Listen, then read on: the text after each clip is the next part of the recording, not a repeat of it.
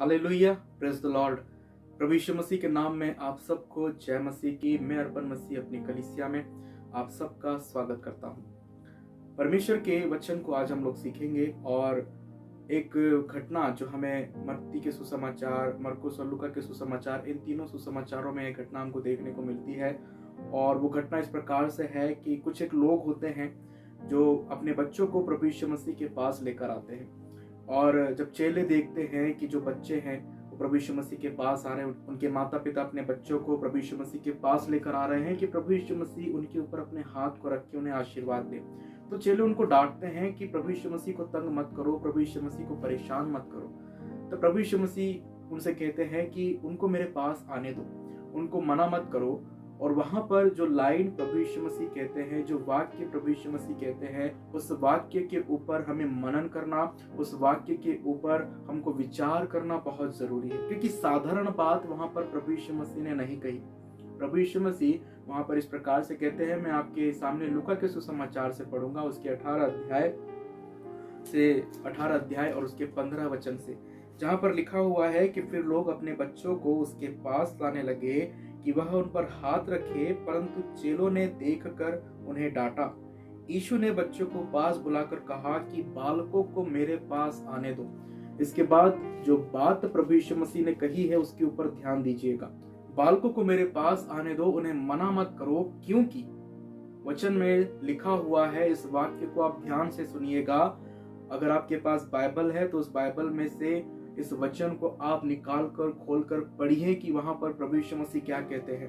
प्रभु यीशु मसीह उन बच्चों के द्वारा, जो बच्चे प्रभु यीशु मसीह के पास लाए गए थे, उन बच्चों के द्वारा एक बहुत ही महत्वपूर्ण शिक्षा, एक बहुत ही महत्वपूर्ण बात हम सब लोगों को सिखाना चाहते हैं। और प्रभु यीशु मसीह कहते हैं कि बालकों को मेरे पास आने दो, उन्हें मना मत करो, क्योंकि परमेश्वर का राज्य, ध्यान दे कि प्रभु यीशु मसीह क्या कहते हैं। प्रभु यीशु मसीह कहते हैं कि परमेश्वर का राज्य ऐसो ही का है। किसके जैसा? बालकों के जैसा। जो व्यक्ति है या जिस व्यक्ति का हृदय, जिस व्यक्ति का मन बच्चों के समान, बालकों के समान है, परमेश्वर का राज्य ऐसो ही का है। 17 वचन में प्रभु यीशु मसीह क्या कहते हैं, ध्यान से सुनिएगा कि मैं तुमसे सच कहता हूं कि जो कोई परमेश्वर के राज्य को बालक के समान ग्रहण न करे, जब तक कोई व्यक्ति परमेश्वर के राज्य को एक बालक के समान ग्रहण नहीं करेगा, वह उसमें कभी भी प्रवेश करने नहीं पाएगा। एक और वचन मैं आप लोगों के सामने पढ़ना चाहता हूं, मत्ती के सुसमाचार और उसके 18 अध्याय के 3 वचन को। यहाँ पर प्रभु यीशु मसीह ने स्पष्ट रीति से अपनी बात को रखा है, बच्चों को समझाते हुए, बालकों का उदाहरण देते हुए प्रभु यीशु मसीह यहाँ पर कहते हैं। आप लोग निकाल कर पढ़ सकते हैं मत्ती के सुसमाचार और उसके 18 अध्याय के 3 वचन को। स्क्रीन पर आप लोग इस वचन को देखिए, जहां पर लिखा हुआ है कि मैं तुमसे सच कहता हूं। प्रभु यीशु मसीह कहते हैं कि मैं तुमसे सच कहता हूं कि जब तक तुम न फिरो, जब तक तुम परिवर्तित ना हो, जब तक तुम ना फिरो, जब तक तुम्हारा हृदय ना बदले, और उसके बाद प्रभु यीशु मसीह कहते हैं और बालकों के समान ना बनो, जब तक तुम्हारा मन परिवर्तन नहीं होता और तुम बालकों के समान नहीं बनते, तुम परमेश्वर के राज्य में, स्वर्ग के राज्य में प्रवेश नहीं पाओगे। प्रभु यीशु मसीह कहते हैं कि जब तक तुम ना फिरो अपने पापों से, अपने अधर्मों से, अपने अपराधों से, अपनी गंदी आदतों से, जब तक तुम नहीं फिरोगे और अपने आप को एक बालक के समान नहीं बनाओगे, तब तक परमेश्वर के राज्य में प्रवेश नहीं कर पाओगे। ये बात प्रभु यीशु मसीह ने स्पष्ट रीति से कह दी है। तो आइए आज हम लोग जानते हैं परमेश्वर के वचन से कि प्रभु यीशु मसीह क्यों अपेक्षा करता है कि हम अपने आप को बालकों के समान बनाएं। प्रभु यीशु मसीह ने जब इस उदाहरण को दिया, जब प्रभु यीशु मसीह ने जब इस एग्जाम्पल को दिया, तो इसके पीछे एक रहस्य है। और आज उसी रहस्य को मैं आप लोगों के सामने रखना चाहूंगा, उस रहस्य को मैं आप लोगों के सामने प्रकट करना चाहूंगा परमेश्वर की पवित्र आत्मा की अगुवाई में होकर। सबसे पहली बात जो हमें उन बच्चों से सीखने की आवश्यकता है, हमें बालकों से सीखने की आवश्यकता है। प्रभु यीशु मसीह ने ऐसे ही बालकों का उदाहरण लेकर हमारे सामने ये बात नहीं रख दी कि जब तक हम नहीं फिरते और बालकों के समान नहीं बनते, हम परमेश्वर के राज्य में, स्वर्ग के राज्य में प्रवेश नहीं कर पाएंगे। ये मामूली बात नहीं है। परमेश्वर ने जो क्वालिटीज बच्चों में देखी, या बच्चों का जिस तरह का स्वभाव होता है, उनका जो नेचर होता है, जब तक उन बच्चों के उस स्वभाव को, उस नेचर को, उनके उस व्यक्तित्व, उनके उस चरित्र को हम अपने जीवन में नहीं उतार लेते पूरी तरीके से, तब तक हम परमेश्वर के उस स्वर्ग के राज्य में प्रवेश नहीं कर पाएंगे। और ये बात प्रभु यीशु मसीह ने कह दी है। तो हमें बालकों के समान बनना है। किन बातों में हमें बालकों के समान बनने की आवश्यकता है, उन बातों को मैं आज आप लोगों के सामने रखूंगा। सबसे पहली बात जो हमें बालकों से सीखनी है, जिससे हमें प्रेरणा लेनी है, और वो है निर्भर रहने के प्रति, या निर्भर रहने के लिए। हम सभी लोग जानते हैं कि हर एक छोटा बच्चा जो है वो पूरी तरह से अपने माता पिता के ऊपर डिपेंड होता है। वो अपने आप से कुछ नहीं करता। एक नवजात शिशु को हम लोग देख ले, उसके जन्म से लेकर जब तक वो बोलता नहीं, जब तक वो चलता नहीं, जब तक वो अपने आप से कुछ करने के योग्य नहीं होता, तब तक वो पूरी तरह से अपने माता पिता के ऊपर डिपेंड रहता है, अपने माता पिता के ऊपर निर्भर रहता है। और जब तक वो सयाना ना हो जाए, जब तक वो अपनी जवानी में ना पहुंच जाए, जब तक वो कमाने ना लगे, तब तक वो पूरी तरह से किसके ऊपर निर्भर रहता है? अपने मम्मी पापा के ऊपर, अपने माता पिता के ऊपर। तो प्रभु यीशु मसीह यहाँ पर हमें क्या सिखाना चाहते हैं?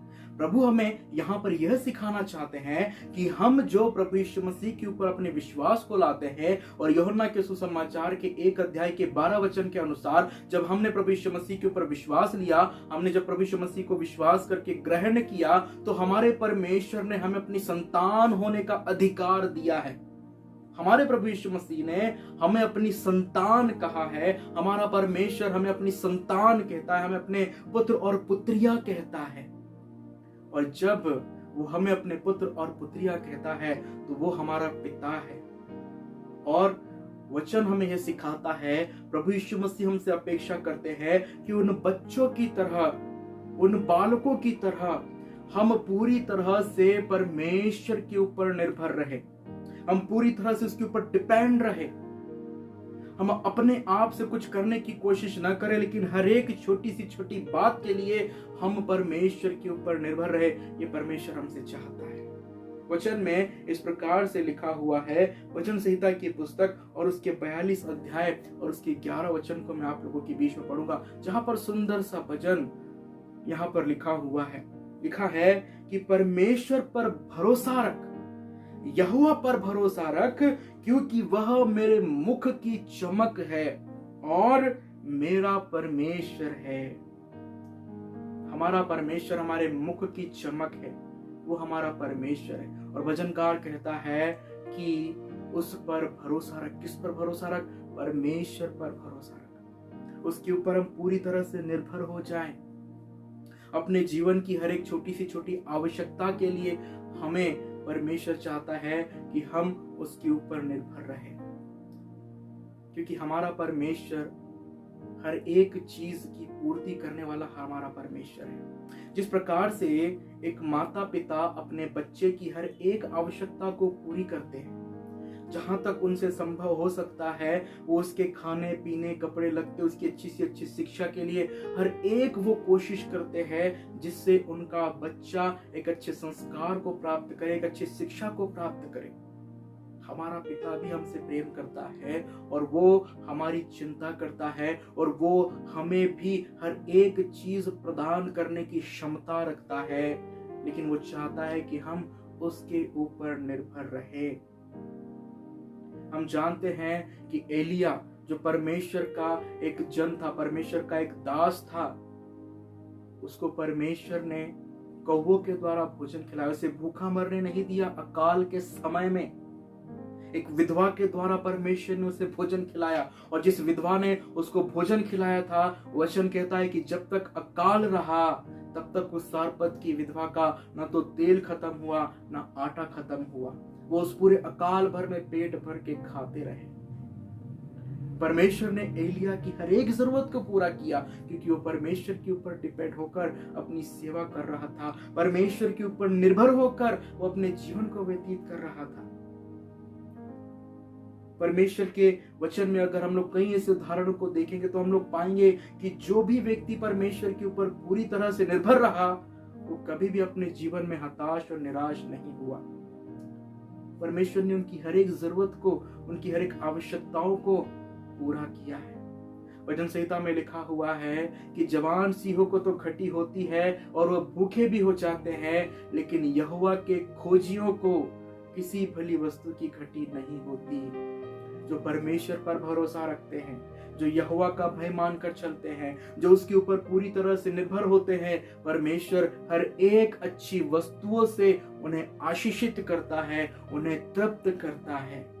तो हमारा परमेश्वर चाहता है कि हम बालकों के समान पूरी तरह से अपने परमेश्वर पर निर्भर हो जाएं, उसके ऊपर हम पूरी तरह से डिपेंड हो जाएं। एक और वचन मैं पढ़ूंगा आपके बीच में, भजन संहिता की पुस्तक और उसके 37 अध्याय के 5 वचन को, जहां पर भजनकार कहता है कि अपने मार्ग की चिंता यहोवा पर छोड़ दे और उस पर भरोसा रख, वही पूरा करेगा। हालेलुया। अपने मार्ग की चिंता, अपने भविष्य की चिंता, अपने जीवन की चिंता, अपने जीवन के हर एक क्षेत्र की चिंता यहोवा परमेश्वर कहता है कि मेरे ऊपर छोड़ दो। भजनकार कहता है कि उस परमेश्वर पे हम अपने मार्ग की चिंता छोड़ दे और उस पर भरोसा रखे, वही पूरा करेगा, वही हमें सही राह दिखाएगा। परमेश्वर प्रभु यीशु मसीह की अपेक्षा हमसे यह है कि हम एक बालक के समान, एक छोटे बच्चे के समान अपने जीवन में पूरी तरह से उसके ऊपर निर्भर होकर, उसके ऊपर डिपेंड होकर अपने जीवन को व्यतीत करें, क्योंकि हमारा परमेश्वर भरपूरी का परमेश्वर है। वो हमें किसी बात की घटी नहीं होने देगा। इजरायली जब 40 साल तक जंगल में थे और वो यात्रा कर रहे थे, बाइबल हमें बताती है कि उन्हें किसी भी चीज की घटी नहीं हुई, क्योंकि वो परमेश्वर की निज प्रजा थी, वो परमेश्वर का निज धन था। बाइबल कहती है, वचन कहता है कि 40 वर्ष तक वो मन्ना खाते रहे, बटेरे खाते रहे और उनके ना तो जूते पुराने हुए। ऐसी आशीष परमेश्वर ने उनको दिया था। हम सोचें, हम अपने जूतों को कितने दिनों के बाद बदल लेते, साल 2 साल बहुत हो जाते हैं, लेकिन वचन कहता है कि उनके 40 साल जूते पुराने नहीं हुए, उनके जूते 40 साल तक पुराने नहीं हुए। उन जूतों को हर दिन नया परमेश्वर ने किया। ऐसी आशीष हमारा परमेश्वर हमें देता है। जब हम पूरी तरह से उसके ऊपर निर्भर हो जाते हैं तो कोई भी अच्छी वस्तु हमारा परमेश्वर हमसे रख नहीं छोड़ता। वो हमें हर एक अच्छी सी अच्छी सर्वोत्तम चीजें प्रदान करता है। दूसरी बात जो परमेश्वर का वचन हमारे जीवन से अपेक्षा रखता है, परमेश्वर ने ये बात कि जब तक हम न फिरे और बालकों के समान न बने, हम परमेश्वर के राज्य में, स्वर्ग के राज्य में प्रवेश करने नहीं पाएंगे। ये बात प्रभु ने यूं ही नहीं कह दी है। इसके पीछे जो रहस्य है उसे हमें जानना बहुत जरूरी है। और उस रहस्य की दूसरी बात यह है, हम लोग बच्चों के जीवन के ऊपर गौर करें, उनके स्वभाव को हम लोग देखें तो हम लोग पाएंगे कि जो बच्चे होते हैं, जब 4-5 बच्चे आपस में खेल रहे होते हैं तो हम लोग पाते हैं कि जब वो लड़ लेते हैं, लड़के जब रूठ लेते हैं, लड़ लेते हैं या लड़कर जब एक दूसरे से दूर हो जाते हैं, तो हम लोग देखते हैं कि थोड़े समय के बाद फिर से वो मिलकर खेलने लगते हैं। झगड़ा हुआ उनके बीच में, लड़ाई हुई, थोड़े समय तक वो अलग अलग रहे, लेकिन फिर से वो लोग आपस में एक साथ मिलकर खेलने लगते हैं। कितनी सुंदर बात है। मतलब जो भी बुराई अपने दोस्तों के प्रति, अपने मित्रों के प्रति, अपने साथ खेलने वालों के प्रति जो होती है उनके मन में, वो थोड़े समय के बाद वो भूल जाते हैं। वो भूल जाते हैं कि मेरे इस दोस्त ने मेरे साथ क्या किया, वो भूल जाते हैं कि इसने मेरे साथ क्या किया था, और वो फिर से सारी बातों को भुलाकर एक साथ खेलने लगते हैं। ये वचन, ये बात हमें यह सिखाती है कि हमारा हृदय भी वैसा ही होना चाहिए। हम अपने मन में किसी की बात को लंबे समय तक बनाए ना रखें। ध्यान दें, अपने मन में किसी की भी बात को लंबे समय तक बनाए ना रखें। हम लोग देखते हैं इस संसार में कई ऐसे मसीही लोग हैं जो अपने पड़ोसी से या अपने रिश्तेदारों से या कई ऐसे जो लोग हैं उनसे काफी लंबे समय तक बात नहीं करते हैं। उनसे बात करना उनको अच्छा नहीं लगता। क्यों? क्योंकि उन्होंने काफी समय पहले उनके दिल को ठेस पहुंचाई, उनके दिल को दुखाया, या उनके प्रति कुछ बुरी बात उन्होंने कही जो बात उनको बहुत बुरी लगी और जिसके कारण उन्होंने उनसे बातचीत करना बंद कर दिया। कई ऐसे परिवार हैं जिन लोगों ने अपने ही रिश्तेदारों से काफी समय तक बात नहीं की है, काफी समय से वो बात नहीं कर रहे हैं। अब उनके मन में अपने रिश्तेदारों के प्रति, अपने पड़ोसियों के प्रति, अपने लोगों के प्रति ईर्ष्या भरी हुई है, जलन भरा हुआ है, बैर भरा हुआ है कि उसने मेरे साथ ऐसा किया था, इसलिए मैं उससे आज तक बात नहीं करता। ये स्वभाव लेकर हम परमेश्वर के राज्य में नहीं पहुंच पाएंगे। ध्यान रखना, हम अपने मन में इस गंदगी को लेकर, अपने मन में अपने रिश्तेदार, अपने मित्र, अपने पड़ोसी के प्रति किसी प्रकार की बुराई को लेकर, किसी प्रकार की ईर्ष्या या किसी प्रकार के क्रोध को लेकर हम परमेश्वर के राज्य में प्रवेश नहीं कर पाएंगे। वचन हमें इस प्रकार से बताता है, मरकुस के सुसमाचार और उसके 9 अध्याय के 50 वचन में प्रभु यीशु मसीह कहते हैं कि आपस में मेल मिलाप रखो। ये प्रभु यीशु मसीह का वचन है जो कहता है कि हम आपस में मेल मिलाप से रहे। जो हमारे भाई बंधु है, जो हमारे रिश्तेदार है, जो हमारे अपने हैं, जो हमारे पड़ोसी है, उनके साथ हम मेल के साथ रहे, हम मेल मिलाप के साथ रहे, हम उनसे मिले रहे। ये हमारा परमेश्वर चाहता है, क्योंकि वचन में इस प्रकार से लिखा हुआ है कि हम मेल मिलाप के लिए बुलाए गए हैं। कुरिन्थियों की पहली पत्री और उसके 7 अध्याय के 15 वचन को अगर आप लोग निकाल कर पढ़ते हैं तो वहां पर इस प्रकार से लिखा हुआ है कि परमेश्वर ने तो हमें मेल मिलाप के लिए बुलाया है। देखिए कि प्रभु का वचन यहाँ पर क्या कहता है। पौलुस कहता है कि हमारे परमेश्वर ने हमें मेल मिलाप के लिए बुलाया है। हमारी बुलाहट ही मेल मिलाप के लिए हुई है। और कुरिन्थियों की दूसरी पत्री के 5 अध्याय के 18 वचन में पौलुस कहता है कि मेल मिलाप की सेवा हमें सौंपी गई है कि हम आपस में मेल मिलाप से रहे, हम आपस में मिलजुल कर रहे। चाहे हमारे रिश्तेदारों ने, चाहे हमारे पड़ोसियों ने, चाहे हमारे मित्रों ने हमारे साथ कितना ही बुरा क्यों ना किया हो, हमें कितना ही नुकसान क्यों ना पहुंचाया हो, हमें कितनी ही ठेस क्यों ना पहुंचाई हो, लेकिन वचन कहता है कि उन सारी बातों को भूलकर हम उनके साथ मेल मिलाप से रहे, उनके साथ हम मिलकर रहे। यही हमारा परमेश्वर हमारे जीवन से चाहता है। उन बच्चों से हम लोग सीखे जो लड़ते हैं, झगड़ते हैं, लेकिन थोड़े समय के बाद फिर से वो एक होकर खेलने लगते हैं। वो भूल जाते हैं कि किसने उसको मारा या किस वजह से उनकी लड़ाई हुई थी, उस वजह को ही वो भूल जाते हैं और फिर से एक साथ खेलने लगते हैं। कितना सुंदर उदाहरण हमको देखने को मिलता है उनके जीवन से। एक और वचन मैं आप लोगों के सामने पढ़ूंगा जहां पर इस प्रकार से लिखा हुआ है, रोमियो की पत्री और उसके 12 अध्याय के 18 वचन में पौलुस कहता है कि जहां तक हो सके, जहां तक संभव हो सके, तुम भरसक सब मनुष्यों के साथ मेल मिलाप रखो। कितनी सुंदर बात पौलुस कहता है कि जहां तक हो सके, भरसक तुम सब मनुष्यों के साथ मेल मिलाप रखो, सबसे मिलजुल कर रखो। और यही तो हमारा प्रभु हमसे चाहता है कि हम सब लोगों के साथ मिलकर रहे, हम सब लोगों के साथ हंसते खेलते रहे, हमारे मन में किसी के प्रति कोई बुराई ना रहे, हम किसी के प्रति अपने मन में क्रोध को बनाए ना रखें। हम लंबे समय तक अपने रिश्तेदारों से, अपने मित्रों से, अपने लोगों से बात नहीं करते हैं। काफी लंबा समय हो जाता है। कई ऐसे परिवार जो आज इस वीडियो को देख रहे होंगे, आप लोग जानते हैं कि कई ऐसी बातें हो जाती है, छोटी बातें, बड़ी बातें, जिनकी वजह से हम उनसे मुंह फुलाकर बैठ जाते हैं। कभी कभी तो उनकी शक्ल भी देखना हमें पसंद नहीं होता। जब हमारे सामने से गुजरते हैं तो हम अपनी मुंडी को दूसरी तरफ फिरा लेते हैं कि हमें उन्हें सलाम दुआ ना करना पड़े, हमें उन्हें जय मसीह की न बोलना पड़े। यहाँ तक होता है, लेकिन परमेश्वर ऐसा जीवन हमसे नहीं चाहता। परमेश्वर हमसे चाहता है कि हम सबके साथ मेल मिलाप से रहे, क्योंकि मेल मिलाप की सेवा ही तो हमारे परमेश्वर ने हमें सौंपी है। और मेल मिलाप के लिए ही तो हमारे परमेश्वर ने हमें बुलाया है। और वचन में इस प्रकार से भी लिखा हुआ है कि जब हम आपस में मेल मिलाप रखेंगे तभी तो लोग जानेंगे कि हम परमेश्वर के शिष्य, परमेश्वर के लोग, परमेश्वर के चेले हैं। ये प्रभु यीशु मसीह कहते हैं कि जब तुम आपस में मेल से रहोगे तब लोग जानेंगे कि तुम मेरे शिष्य हो। क्या हम अपने रिश्तेदारों के साथ, अपने मित्रों के साथ या उन लोगों के साथ जिन्होंने कई समय पहले हमारे दिल को ठेस पहुंचाई, हमें नुकसान पहुंचाया, हमें बुरा भला कहा, हमें गालियां दी, क्या उन लोगों के प्रति हमारे मन में हम क्रोध बनाए रखे हुए हैं? अगर रखे हुए हैं तो उस क्रोध को हम हटा दें, उस गुस्से को हम दूर कर दें और उनके साथ हम मेल मिलाप करें।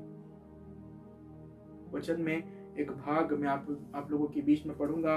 मत्ती के सुसमाचार के 5वें अध्याय को आप लोग निकालें तो वहां पर इस प्रकार से लिखा हुआ है 23 और 24 वचन में प्रभु यीशु मसीह कहते हैं कि यदि तू अपनी भेंट वेदी पर लाए और वहां तू स्मरण करे कि तेरे भाई के मन में तेरे लिए कुछ विरोध है, तो अपनी भेंट वहीं वेदी के सामने छोड़ दे और जाकर पहले अपने भाई से मेल मिलाप कर, तब जाकर अपनी भेंट चढ़ा।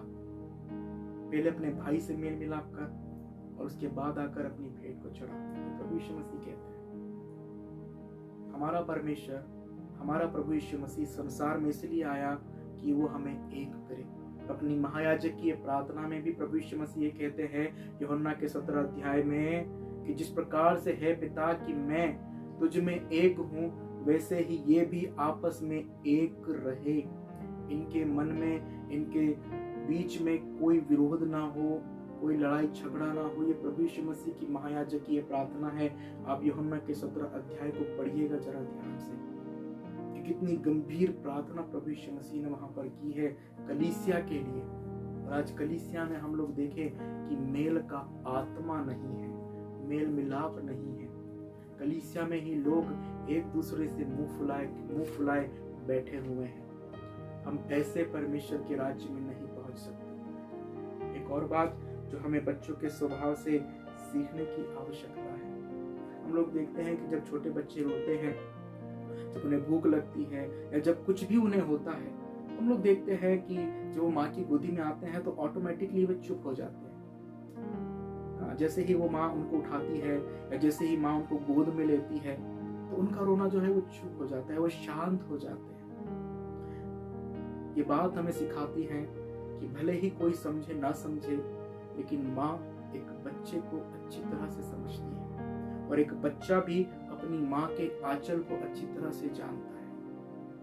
वचन में यशायाह नबी की पुस्तक और उसके 66 अध्याय के 13 वचन में प्रभु परमेश्वर कहते हैं कि जिस प्रकार माता अपने पुत्र को शांति देती है, वैसे ही मैं भी तुम्हें शांति दूंगा। हमारा परमेश्वर एक माँ की तरह हमें शांति देने वाला परमेश्वर है। जब हम रोते हैं, जब हम अपने जीवन में परेशानियों को देखकर व्याकुल हो जाते हैं, जब हमें यह समझ में नहीं आता है कि हम अपना दुख किसको जाकर बताएं, वैसे समय के लिए हमारा परमेश्वर हमसे कहता है कि हमें किसी को कुछ बताने की आवश्यकता नहीं है, बस हम अपने परमेश्वर की बाहों में दौड़े चले आए। हमारा परमेश्वर हमको समझता है, हमारी भावनाओं को समझता है, हमारे दिल को समझता है। वो हमारे जीवन की हर एक बात को जानता है। तो जब हम अपने जीवन में दुखी हो, जब हम अपने जीवन में परेशान हो, जब हमारे जीवन में काफी सारी कठिनाइयां हो, समस्या हो और हमारा मन अगर रोने को करे, तो प्रभु परमेश्वर के आंचल से या प्रभु परमेश्वर की गोद से अच्छी कोई जगह हो ही नहीं सकती इस दुनिया में, क्योंकि हमारा परमेश्वर हमारे मन को समझता है। हन्ना की प्रार्थना को आप लोग याद करें कि हन्ना ने अपने मुख से कुछ नहीं कहा था। उसका मुख तो, उसके होठ तो हिल रहे थे, लेकिन शब्द सुनाई नहीं दे रहे थे, एली कहता है। लेकिन परमेश्वर ने उसकी प्रार्थना को सुना और जो मांगा उसने वो उसको दिया परमेश्वर। तो हमारे मन को भी परमेश्वर जानता है। हमारे परमेश्वर ने हमसे प्रेम किया है और वो हमें भली भांति रीति से समझता है।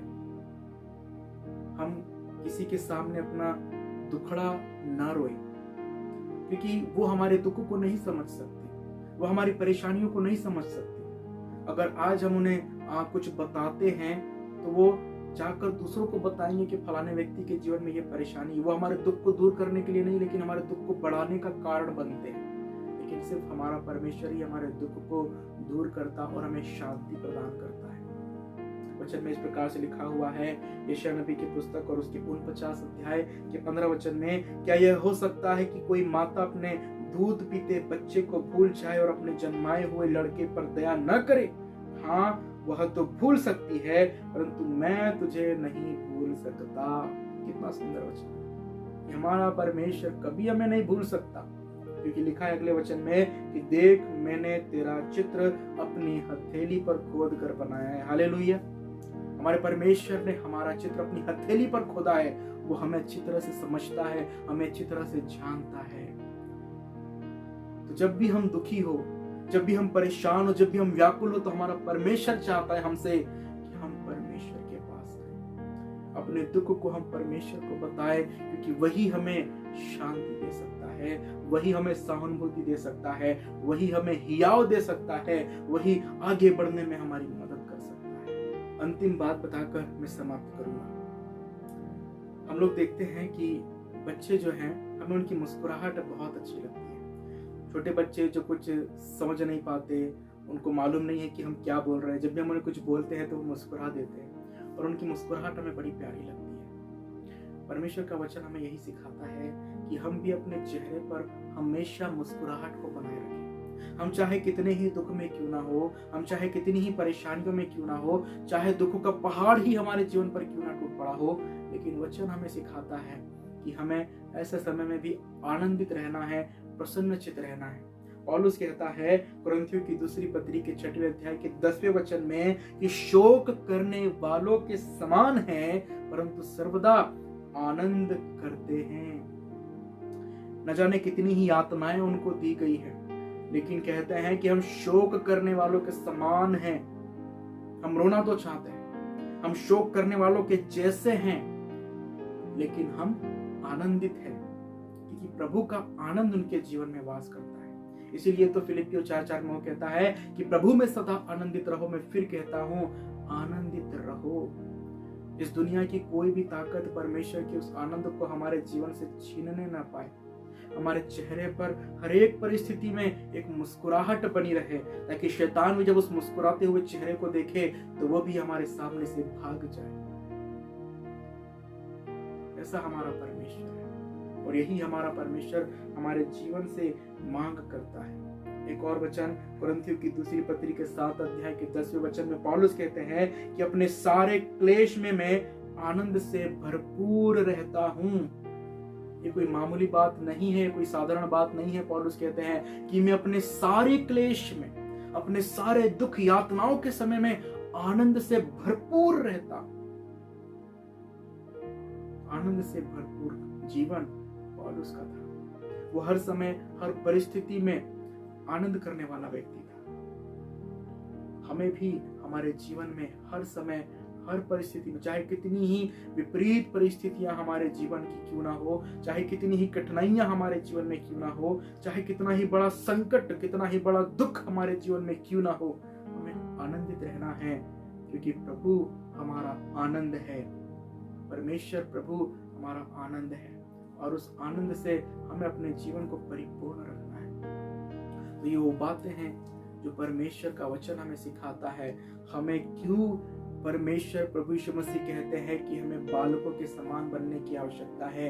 इन वचनों के द्वारा मैंने आपको बताने की कोशिश किया है कि हमें क्यों बालकों के समान बनना है, या प्रभु यीशु मसीह क्यों अपेक्षा करते हैं कि हम बालकों के समान बनें। अगर हम स्वर्ग के राज्य में प्रवेश करना चाहते हैं, अगर हम ये चाहते हैं कि हम परमेश्वर के राज्य में उसके साथ जाएं, तो हमें अपने मन को बदलकर बालकों के समान बनना है। और ये 4 बातें मैंने आपको बताई है, उन बातों को आप अपने जीवन में जरूर फॉलो कीजिए। अपने जीवन में जिस प्रकार से बच्चे हर एक बात में अपने माता पिता के ऊपर निर्भर होते हैं, वैसे ही हम भी अपने जीवन में हर एक बातों के प्रति अपने परमेश्वर पिता के ऊपर निर्भर रहे, क्योंकि वो हमारा पिता है उसने हमको अपने लेपालक पुत्र और पुत्रियां बनाया है। उसको हमारी चिंता, उसको हमारा ध्यान है। हमारी हर एक चीज की, हमारी हर एक घटी की पूरी करने वाला, हमारी हर एक घटी को पूरा करने वाला हमारा परमेश्वर है। उसके ऊपर अपने भरोसे को बनाए रखें और उसके ऊपर निर्भर रहें। दूसरी बात जो हम सीखते हैं बालकों से, कि वो हमें मेल मिलाप से रहना सिखाते हैं। वो सारी बुराइयों को भूल जाते हैं, सारे क्रोध को भूल जाते हैं, सारी जो गलतियां जो किसी ने उनके लिए की उन सबको भूल जाते हैं और फिर से एक होकर वो खेलने लगते हैं। हमें मेल मिलाप का आत्मा परमेश्वर ने दिया है, मेल मिलाप की सेवा हमें परमेश्वर ने दी है, मेल मिलाप के लिए हमें बुलाया है। तो हमें भरसक जहां तक हो सके मेल मिलाप के साथ अपने भाई बंधुओं से, अपने रिश्तेदारों से, अपने पड़ोसियों से, अपने मित्रों से मेल मिलाप के साथ रहना है। तीसरी बात जो हमने सीखी कि जब बच्चे रोते हैं तो अपने माँ के आंचल में शांत हो जाते हैं, चुप हो जाते हैं, क्योंकि उनकी माँ उनको समझती है। वैसे हमारा पिता भी हमें समझता है, हमारा स्वर्गीय पिता भी हमें समझता है, हमारे दुख को समझता है और वो हमें शांति देता है और सुकून केवल उसी के पास है और कहीं पर नहीं। और अंतिम बात जो हमने सीखी कि हमारे चेहरे पे एक मुस्कुराहट हमेशा रहनी चाहिए। एक पवित्र आत्मा को वो आनंद हमारे जीवन में हमेशा बना रहना चाहिए, चाहे कैसी ही परिस्थितियां क्यों ना हो। बच्चे भी मुस्कुराते रहते हैं जब तक उन्हें भूख ना लगे या जब तक कुछ परेशानी उनको ना हो, तब तक वो उनके चेहरे पे एक मुस्कुराहट हम लोग देखते हैं। हमेशा मुस्कुराते रहने वाले, हमें भी हमेशा मुस्कुराते रहने वाला बनना है। परमेश्वर इन वचनों के द्वारा हम सबको अपनी आशीष दे और आपके जीवन को भी परमेश्वर इन वचनों के द्वारा बहुत से आशीषित करे। परमेश्वर हम सबको आशीष दे। आमीन।